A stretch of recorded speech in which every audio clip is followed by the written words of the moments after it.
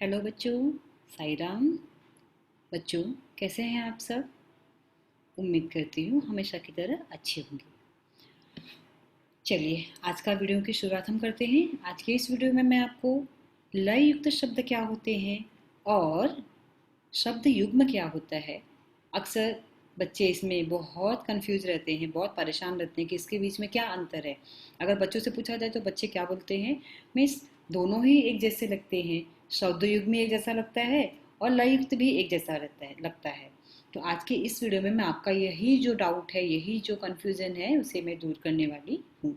लय युक्त शब्द क्या होता है, उसकी परिभाषा क्या है, उसके उदाहरण क्या है, वह कहाँ उसमें उपयोग में लाया जाता है लय युक्त शब्दों को। उसी तरह से शब्द शब्द युग में क्या है, इन शब्दों की परिभाषा क्या है और इसका उदाहरण क्या है, और इन शब्दों का प्रयोग आपको कहाँ देखने के लिए मिलता है और परीक्षा में आपको किस तरह से आ सकता है, यह सब मैं आपको इस वीडियो में आज बताऊंगी।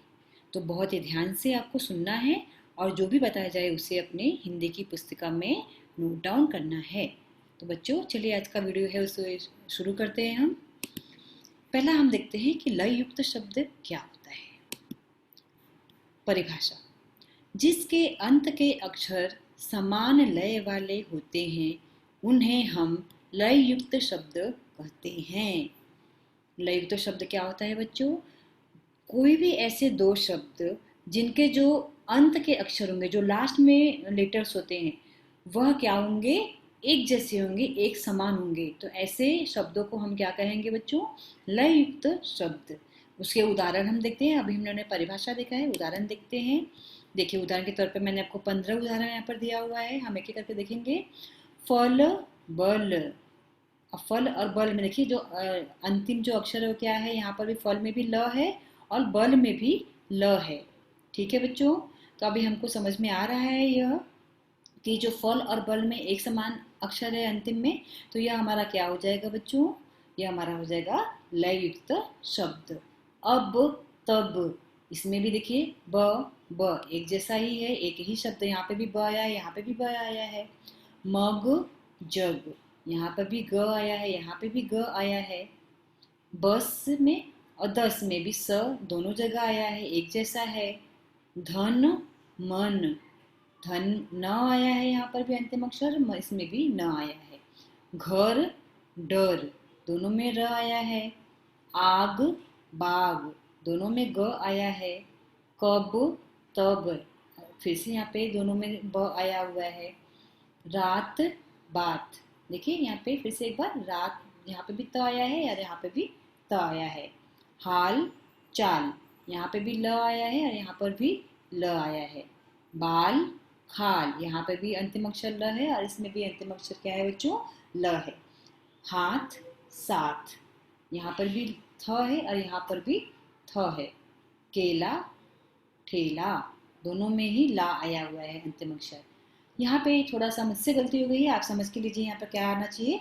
रात, सात, 7 नंबर होता है ना, उसको हिंदी में हम क्या बोलते हैं? सात। तो रात, सात।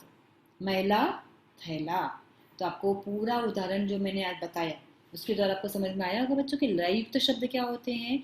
अक्सर आपको पता है इंग्लिश में हम जिसे राइमिंग वर्ड्स बोलते हैं, हमेशा ये लय युक्त होता है, इसमें राग होता है। जैसे हाथ लगा बंदर के एक दिन टूटा फूटा आला, छठ उसने कुर्सी मेज पेड़ के नीचे डाला, आला, डाला। तो आपको समझ में आया कि दोनों में ही ला आया है और यहाँ पर गा के बोल सकते हैं हम लोग। तो ऐसे जो शब्द होते हैं जहाँ पे लय, ताल का समावेश होता है, उन्हें हम क्या बोलते हैं बच्चों? उन्हें हम लय युक्त शब्द बोलते हैं। अब हम देखेंगे कि परीक्षा में यह कैसे आते हैं। तो परीक्षा में अगर आपको कोई कविता आई है तो उसमें से आपको पूछा जाएगा कि निम्नलिखित जो परिच्छेद दिए गए हैं उसे ध्यान से पढ़िए और पद्य परिच्छेद में से लय युक्त शब्द छांट कर लिखिए। और ये आपको ज़्यादा से ज़्यादा 1 अंक के लिए पूछा जाएगा। तो अगर आपने अच्छे से पढ़ाई की है, आपको समझ में आया है कि लय युक्त शब्द क्या होता है, तो आप आराम से इसमें बहुत ही आसानी से इसमें जो अंक है प्राप्त कर सकते हैं। तो आपको समझ में आया कि लय युक्त शब्द क्या होता है बच्चों। अब मैं आपको बताऊंगी कि शब्द युग्म क्या होता है। शब्द युग्म, पहले हम परिभाषा देखेंगे बच्चों। अलग अलग अर्थ वाले दो शब्दों को साथ रखकर जब वाक्य में प्रयोग करते हैं तब उन्हें शब्द युग्म कहते हैं। देखिए बच्चों, वहाँ पे हमारे पास अंतिम अक्षर एक समान था, लेकिन यहाँ पर दोनों ही शब्द अलग हो सकते हैं, एक जैसे हो सकते हैं, लेकिन दोनों के अर्थ अलग अलग रहेंगे। तो ऐसे शब्दों को हम जब किसी वाक्य में प्रयोग करते हैं तो उसे क्या बोलते हैं? शब्द युग्म कहते हैं। ठीक है, उदाहरण के तौर पर जैसे मैंने आपको यहाँ पर शब्द युग्म का वाक्य में प्रयोग भी अगर आपको कभी आता है इससे परीक्षा में कि नीचे दिए गए शब्द युग्म का वाक्य में प्रयोग कीजिए, तो आप कुछ भी वाक्य प्रयोग नहीं करोगे, नहीं तो आपका क्या होगा कि जो अंक है, एक अंक रहेगा जो यहाँ पर, वहाँ पर कट हो जाएगा। आपको इसी तरह से उस शब्द युग्म का प्रयोग करना है जिससे आपके अंक जो है आप बचा सको। जैसे मैंने आपको यहाँ पर 15 उदाहरण दिया हुआ है, एक एक करके आप देखेंगे। जैसे पहला है खाते पीते। आपको सबको पता है कि दोनों ही शब्द का अर्थ जो है वह अलग है। खाते अलग होता है, पीना अलग होता है, लेकिन यहाँ पे देखो शब्दों में कैसे प्रयोग किया गया उसे। अमरू खाते पीते घर का लड़का है। खाते पीते घर का मतलब खाते पीते ही घर का नहीं, उसका अर्थ होता है कि वह बहुत ही अच्छे घर का लड़का है जहाँ पे सब सुविधाएं उपलब्ध हैं। भाग दौड़। पिताजी काम के कारण भाग दौड़ कर रहे हैं। पिताजी काम के कारण क्या कर रहे हैं बच्चों?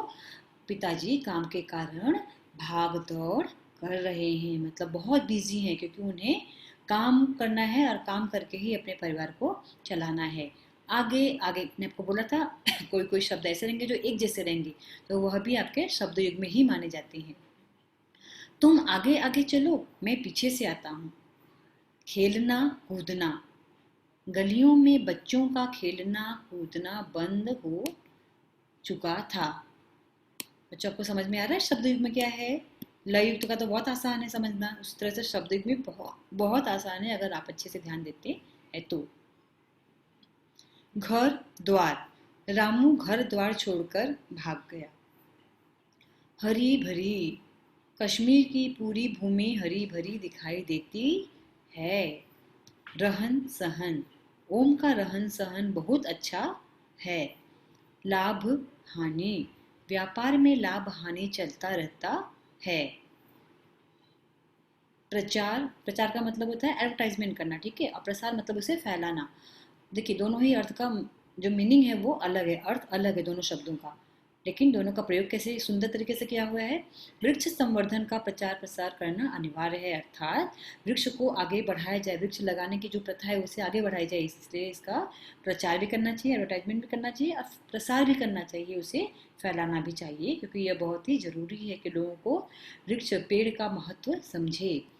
नए पुराने।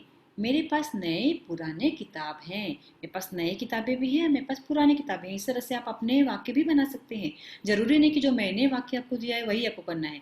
अगर आपको लगता है कि मिस हाँ मेरे पास इससे भी अच्छे वाक्य हैं, मेरे पास और अलग वाक्य हैं, तो वह भी अगर आप सही तरीके से जो शब्द युग में दिया हुआ है उसका प्रयोग करते हैं तो आप बहुत ही अच्छे से उसके प्रयोग के द्वारा नए शब्द या शब्दों का उपयोग करके नए वाक्य बना सकते हैं। भोला भाला। रामू भोला भाला नौकर है। रामू कैसा नौकर है बच्चों? भोला भी है और भाला भी है। भोला मतलब एकदम सीधा साधा है, भाला मतलब भला है, अच्छा है। भला बुरा। भला मीन्स अच्छा और बुरा मीन्स क्या होता है? बुरा का अर्थ खराब, जिसका स्वभाव अच्छा नहीं हो। नेहा हमेशा दूसरों को भला बुरा कहती रहती है, मतलब इसका अर्थ होता है कि नेहा जो है वो दूसरों के बारे में कभी भी अच्छी बात नहीं कहती है। भूखा प्यासा। बच्चा भूखा प्यासा सो गया। बच्चा कैसे सो गया बच्चों? यहाँ पर देखा आपने, बच्चा भूखा प्यासा सो गया। लूट पाट। शहर में लूट पाट होती रहती है।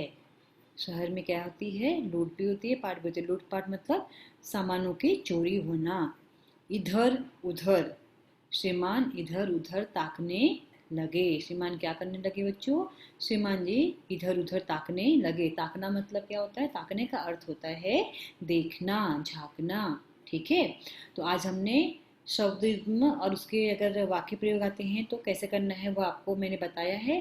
तो मैंने आपको वीडियो की शुरुआत में ही बोला था बच्चों कि किस तरह से आपको लय युक्त शब्द क्या होते हैं, उसकी परिभाषा क्या होती है, उसके उदाहरण क्या होते हैं, और परीक्षा में इसको आप कैसे प्रयोग में करोगे कि आपको कितने जो अंक दिए गए हैं और कैसे मिले हुए अंक।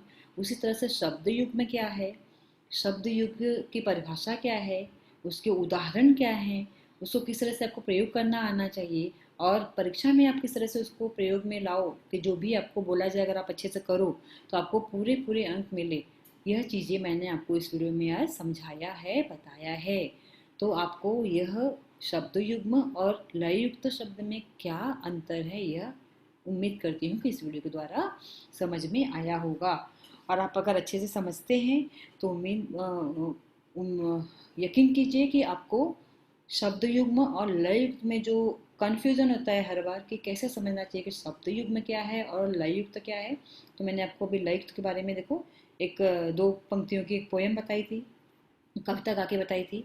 तो जो लय युक्त शब्द है अक्सर उसका जो प्रयोग आप देखोगे वो कहाँ पे देखने को मिलता है, हमें कविताओं में देखने के लिए मिलता है। और शब्द युग्म हमें बाकी जो लेख हमारे पास अलग अलग तरीके के रहते हैं उन सभी में मिलता है। तो अगर हम ध्यान दें तो शब्द युग्म और लय युक्त में अंतर करना बहुत बड़ी बात नहीं है, बहुत ही आसानी से आप इसे समझ सकते हैं। ठीक है, तो जो भी मैंने पढ़ाया है उसे आप हिंदी पुस्तिका में नोट डाउन कीजिए, पढ़िए, समझिए। नहीं समझ में आता है वीडियो को फिर से पॉज कीजिए, फिर से देखिए, आपको समझ में आएगा क्योंकि यह बहुत ही आसान विषय है। तब तक फिर से मैं जब आपको नए टॉपिक के साथ में नए नए विषय के साथ में अगला वीडियो लेकर आऊँगी, तब तक आप अपना ध्यान रखिए, अच्छे से पढ़िए और अच्छे से रहिए। धन्यवाद बच्चों।